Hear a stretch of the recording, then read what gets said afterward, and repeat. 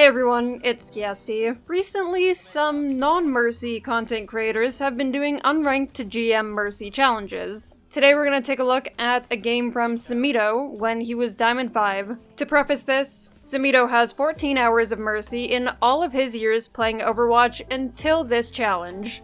Now, there's no doubt he's a good Overwatch player, and he's able to impressively coach many of his teams throughout this challenge. Please don't take this review as a critique of his skill. I just thought this would be a fun learning opportunity. Without further ado, let's get started.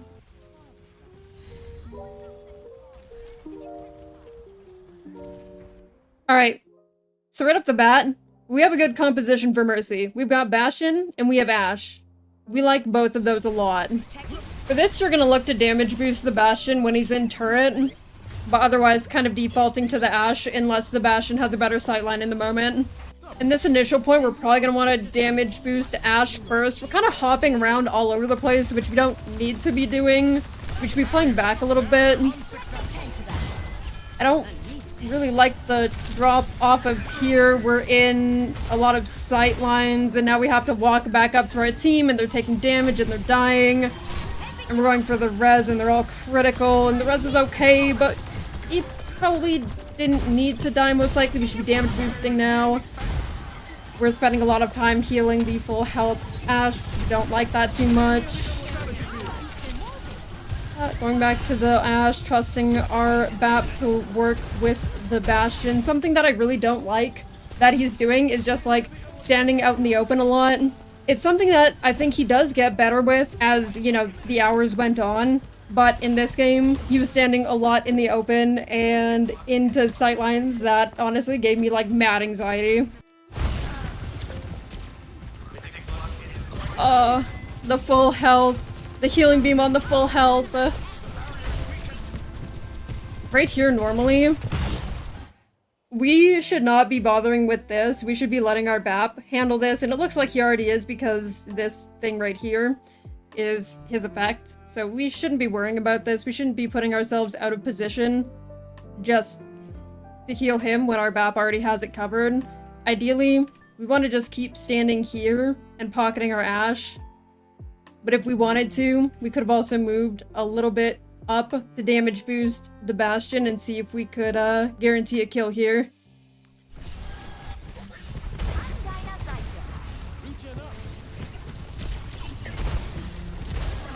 And here again, we're going forward when we don't need to, and now we are in direct sightline to get really messed up or hooked or what have you. So we kind of move out of position for no reason when the BAP has our Bastion handled. And we should be just staying back here still.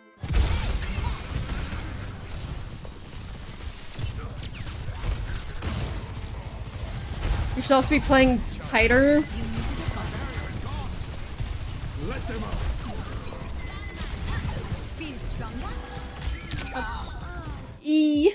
I get the idea here, right? That we want to damage boost the Bastion through the window, get a lot of damage there.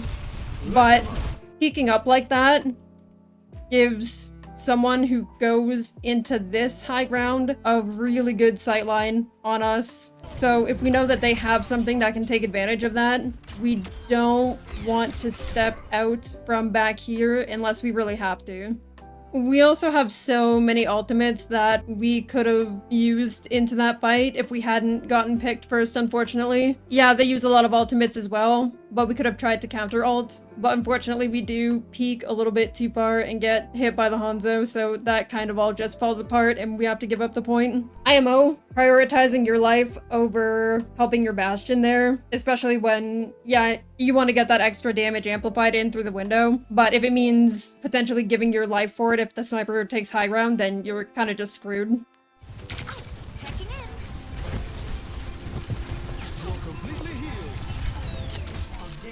This is okay, we just want to be really careful of that Soj on the high ground. Our Bastion shouldn't be up there. And if we walk too far up with him, then that makes us an easier target for the Soj. We just want to be careful.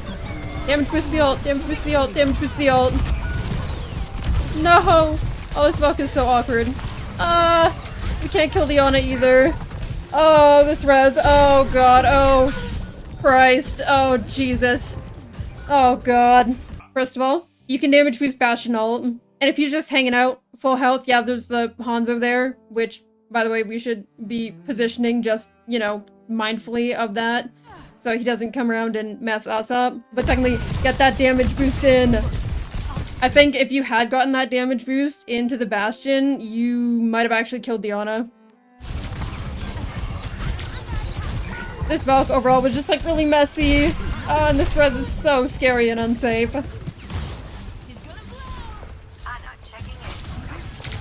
Oh, you have to be careful coming out of there. She's got shot. This is okay. Let's follow our Bastion up to the high ground. See if we can get something done with him. You wanna stand a lot tighter if you can near whatever these things are, these little like walls. Because if you play further back, you're more at risk to giving them a sightline on you. It's good. Damage boost on the turret form. We love that. Careful crossing. We're chilling. Our Ashe does die, unfortunately. She's really far back there, though, so she can kind of just come back from spawn. It's okay if we don't. I'd be letting our Ana heal right now, and then just damage boosting. We should definitely be damage boosting that turret form. I think we were looking back because we wanted the res onto the Ashe, but at that point, it's been so long that, and she's so far back, that you can just let her come back and just focus on finishing out the fight first and just damage boosting the Bastion, letting her Ana take healing there. We want to challenge the Hanzo, but we don't go high enough up, unfortunately. Alright. Okay, he's being procced by the Lifeweaver. I probably would not bother with that, yeah.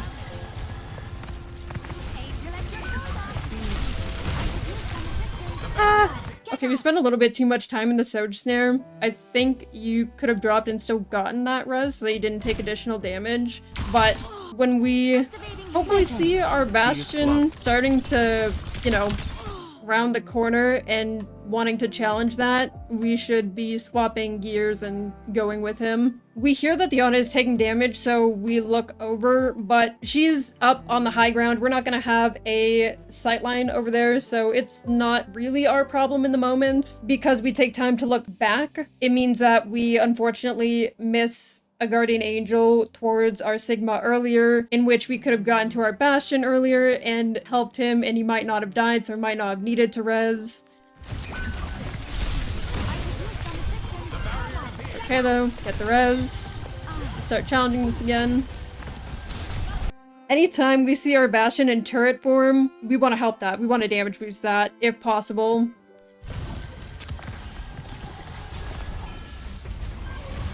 Also, we know that they have snipers, so you always kind of want to be mindful of this door specifically, because that's literally where they're going to come from almost every single time.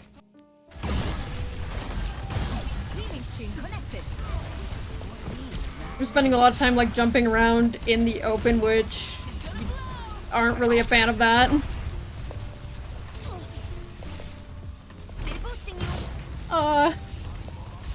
We're just, oh. Like, literally, if someone goes into that doorway, you're just dead. You're just dead.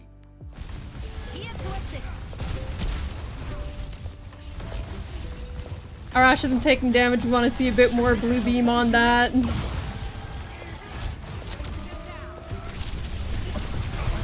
Yeah, damage boost the turret. We like that. We love to see that. Rocky likes it too. He's a fan.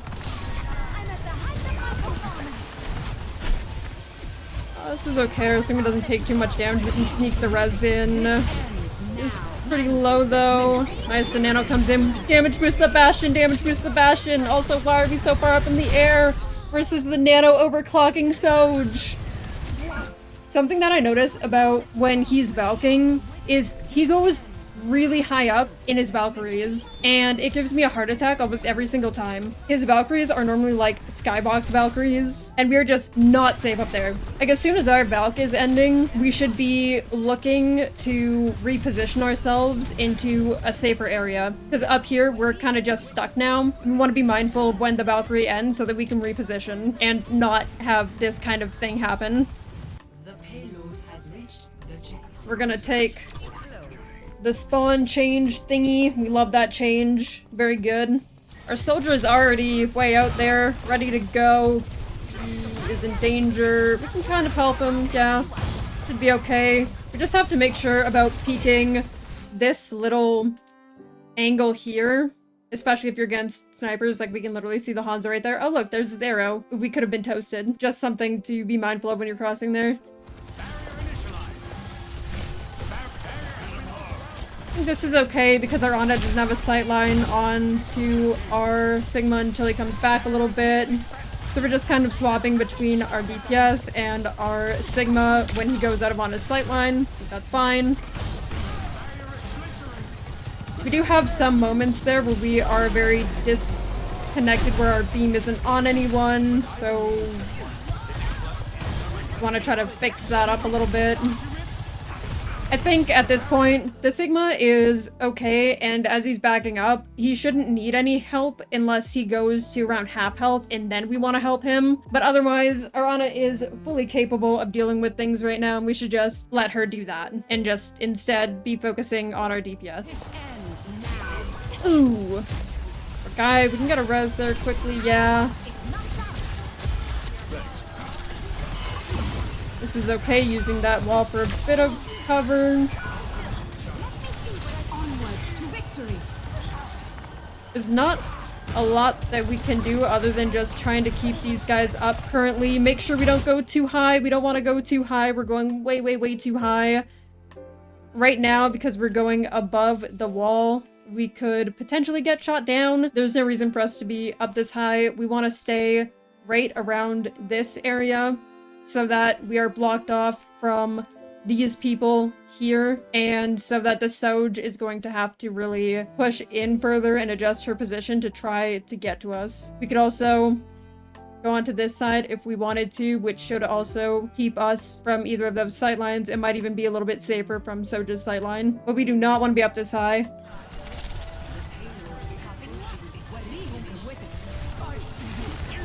As soon as our Sigma has backed up so far, we want to help our Mei. Nice damage boost on the lift. You love to see that one. We take a very long walk for a short drink of water to heal our Ana. She doesn't really need it. She can just hide behind the thing and regen. I think it is, if we want to reposition here at all, instead of going all the way around here, we just try to Guardian Angel over to our soldier and then position ourselves right over here instead of going this long way, because we don't have a Guardian Angel sight onto our Ana anyway. And if you wanted to really heal her, then you can still do so from this route. Also damage boost when they're anti, we damage boost. Tactical visor activated.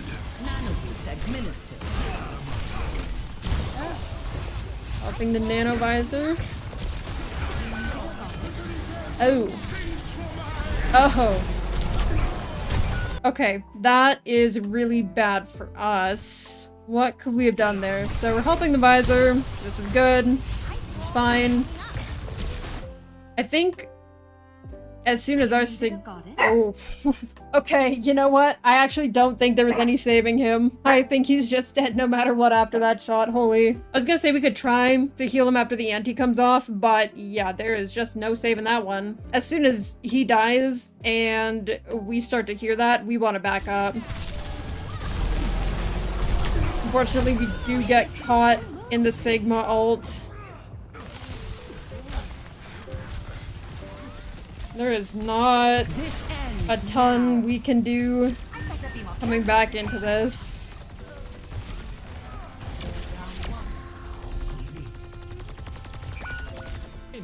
Okay, so it looks like we are going to be running the same DPS composition, the Mei Bastion, and this time we are going to be using the Lifeweaver. Lifeweaver Mercy can work, but it's very healing heavy and doesn't have a lot of offensive output.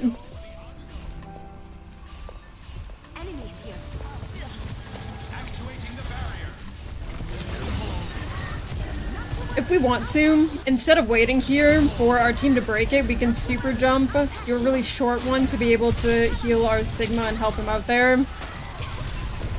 Healing on the Mei is okay, since she would have died otherwise, but does mean that we miss out on damage boosting turret. I like this positioning behind the wall here, but we should get there a little bit earlier because there is a brief moment where these guys have a big line of sight onto us. This is a good res. Like that. Our Sigma does unfortunately die. If we didn't go for the res, we probably could have kept him alive. Also, when we're backing up here, be focusing on the Bastion first because he is going to be taking more damage as he's in the front, and Mei has her obvious ice block here, as we see. So she can bend for herself a little bit if things get too dicey, but Bastion doesn't have that same luxury. If we focus healing on him and help him back up, he's more likely to live. We'll be taking a regroup here. Oh, they are really pushing.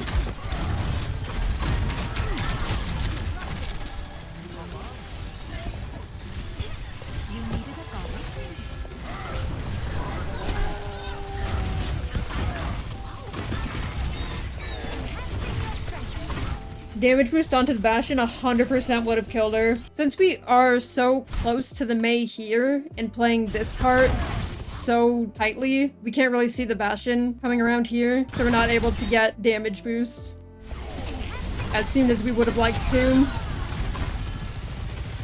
This is a fine res. It's okay to let the Orisa die there and just res her back up to full.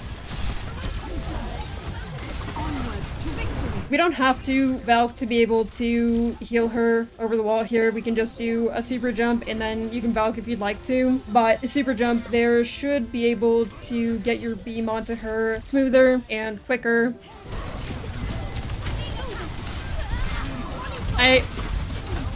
What he does here can work, especially if you're confident in your aim, but by this point, you know that she has overclock, and if she gets shot, you really have to be careful. In this Guardian Angel position, where you are much further in front of your team, it can be a very vulnerable position for you. Like the statue for cover, it's good, and this play can work out, but you gotta be very confident about what you're doing.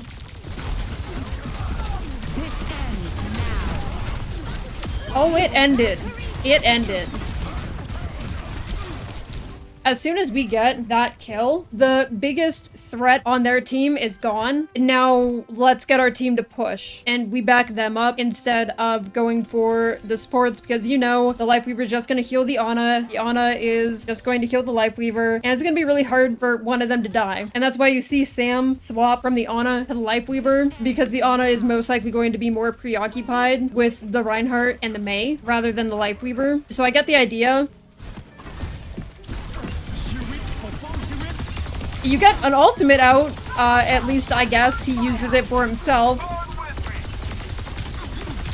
But we are in such a sus position.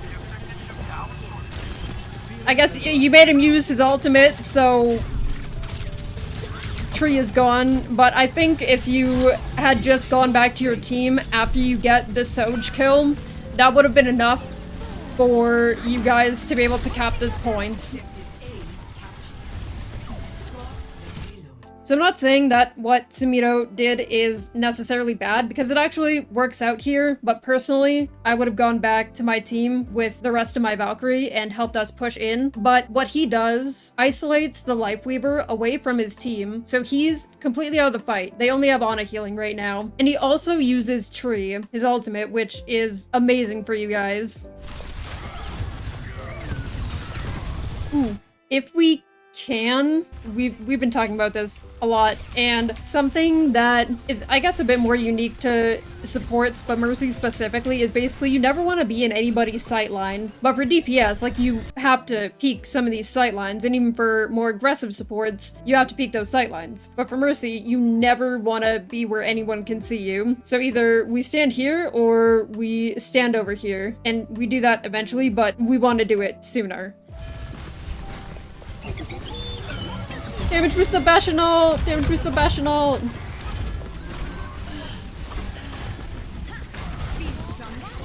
Oh, poor Orisa. No! No! Ah! I'm gonna have a heart attack! Oh! Oh! Don't do that ever. Don't do that ever. Yes, you got it off, but by God, don't do that ever. That's terrifying. He shouldn't have survived that? No, he shouldn't have. Which is why I'm saying don't do that, for the love of God. Like the damage boost onto the turret form. Ooh. We die here, right? There's no way we live. I think. Yeah. Yeah. Okay, so we can see that these two are already over here, and it's gonna be really hard, even if you did want to use them as Guardian Angel targets, to be able to see them, to get Guardian Angel onto them, or to come around this area to Guardian Angel to them. So once this Bastion dies, I would have just done like a really quick backwards Guardian Angel and started going off in this direction rather than walking up here and then having to fall back and isolate myself. All right. Got Tracer now and Winston, so we're just gonna continue to focus on our Bastion. Oh. There's a lot of times where Sam uses Valkyrie to get past Mei walls when he could just super jump instead, then not have to do that. And this Valkyrie doesn't end up having much usage, and then we're not quite aware of when Valkyrie ends, so we're in a really bad position trying to get out alive. It's kind of just a mess. Oof. I see the idea there, but if our Winston wants to go in, we probably should have tried to get out sooner. Once our Bastion gets pulled out, we know that our team is still playing into the choke here. And if our Winston goes in, he doesn't have ult to bail himself out. He's most likely going to end up dying because he is just straight up jumping into their entire team. So rather than going with him, this is the part where we just say, okay, he's doing something silly. That's not my problem. Guardian Angel to Bastion and just sit here and wait for our Winston to respawn because he's definitely gonna die. Because here we're just putting ourselves into a dangerous position. He actually gets out, I think. No, he doesn't. He just died. He did jump out, though. But I think if we were in the choke point, we would have been able to try to stabilize better rather than going in with him. We don't end up healing him that much anyway, so it doesn't really make much of a difference, or it shouldn't if we're there or not. We have Zara, which I think is going to be a lot better for us than the Winston.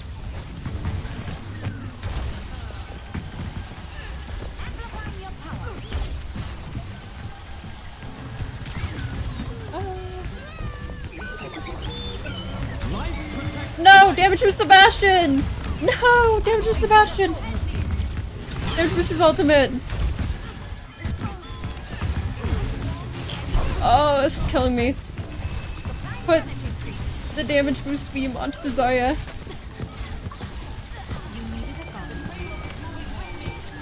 We could be damage boosting her here and hoping that our Life Weaver takes a lot of the healing there so that we could get some of those kills. Our Life Weaver's right on cart. There's no point for us to go back for the Bastion. We should be still pushing up with our Zarya here if that's what she wants to do.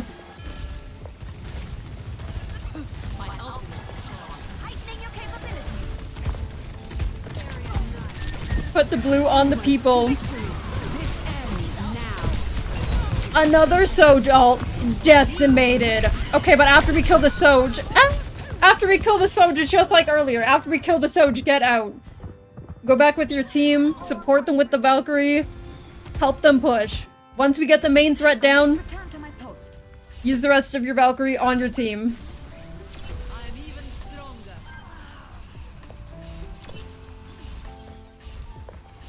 My ultimate is ready. Soldier 76 reporting for duty. Put the blue on. Put the blue on! No! Not the heal! Put the blue on! Oh man. Blue on the turret form.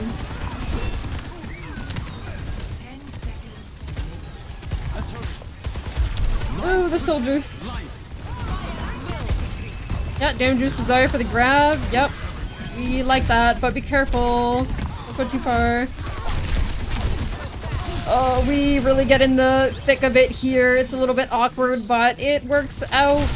Greetings. Damage intensified. My ultimate is charged. Group up with me. The soldier is still back there. We're pinging it. I like that.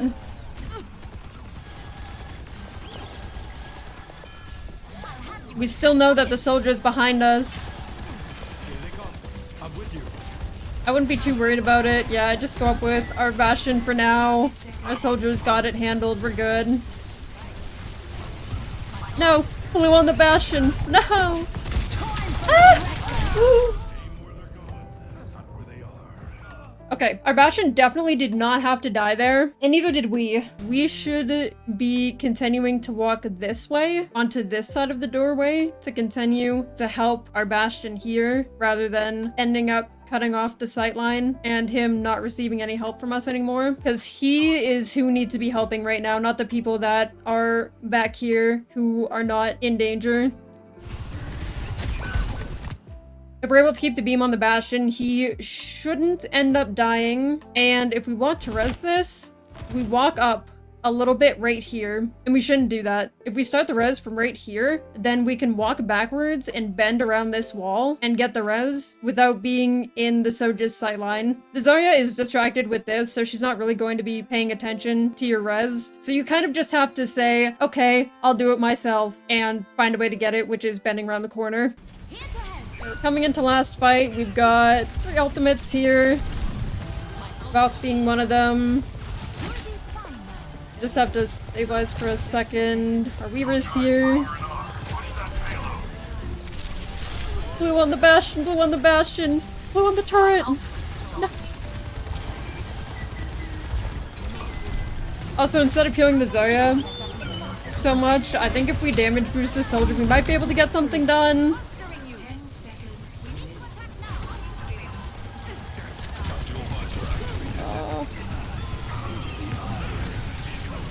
No! We're so far up in the air!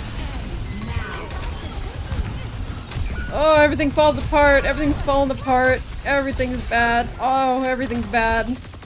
Oh my. At least the Weaver let you, not die. For the death stat. Onwards to victory. Okay, so, in this last fight, you guys do kind of have it difficult because yes, we have 3 ultimates coming into this, but they kind of do as well. Right here as our Zarya goes up, I'd be damage boosting our soldier for a little bit until Zarya really needs us. So Life Weaver is here, should be able to help Zarya either heal her or grip her back if necessary. If we damage boost soldier, maybe we can challenge the soldier across the way a little bit. Blue on the Bastion! If you put blue on the Bastion, maybe there's a chance the Zarya dies. I think this Valk is a little bit too early. We're only just now properly turning the corner to challenge them, and we've already wasted 4 seconds of Valkyrie. We're also so high up! We know that the soldier is still back there, and we know that he's probably gonna come this way, because why would he just come back that way? He's gonna continue taking this off angle and trying to get damage into that, especially if he's coming onto Visor there. And now we're a prime target. It's a miracle you actually don't die here. We should not be doing Skybox Valkyries unless they don't have literally anything to punish us for doing it. If we play even just right here and use this small part of the wall, the soldier doesn't threaten us there, and we don't have to worry. And we don't have to, like, Guardian Angel down into the team.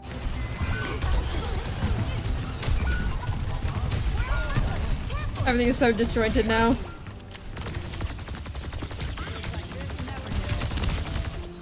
I don't know if Valking, not as early, would have been able to save that fight for us, but I think it would have given us a better chance to actually stay in that fight long enough for our Weaver to build tree and for our Zarya to get grab. Their DPS ults just get so much more value than ours do there. And that's all for me for now. Let me know in the comments what you thought of the review and about the recent rise of Mercy unranked to GM challenges, but remember to be respectful. Thank you so much as always for watching, and I'll see you next time.